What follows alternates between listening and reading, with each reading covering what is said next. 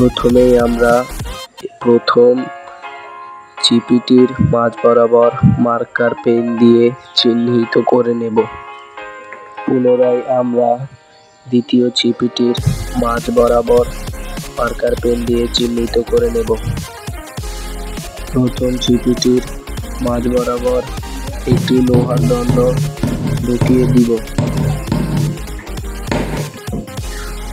পুনরায় আমরা দ্বিতীয় চিপিটির মাঝ বরাবর মার্কার পেন দিয়ে চিহ্নিত করে নেব। চিহ্নিত অংশটির উপর লোহার দণ্ডটি রেখে পুনরায় দ্বিতীয় চিপিটি প্রথম চিপিটির নিচ বরাবর পাথরের সাহায্যে সংযুক্ত করে নেব। চিপি দুটির মাঝ বরাবর যাতে কোনো ফারাক না থাকে তার জন্য আমরা যে কোনো কষ্টিপ দিয়ে ভালো করে পেঁচিয়ে দেব। পেঁচানো হয়ে গেলে লাটিমটি ঘোরানোর জন্য সম্পূর্ণ প্রস্তুত।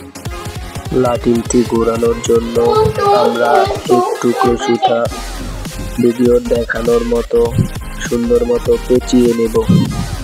পেঁচানো হয়ে গেলে আমরা একটি কলমের নিব লোহার বরাবর ঢুকিয়ে দেব এবং ভিডিও দেখার মতো সুতাটিকে টান দিলে লাটিমটি অনেক সুন্দর মতো ঘুরতে থাকবে।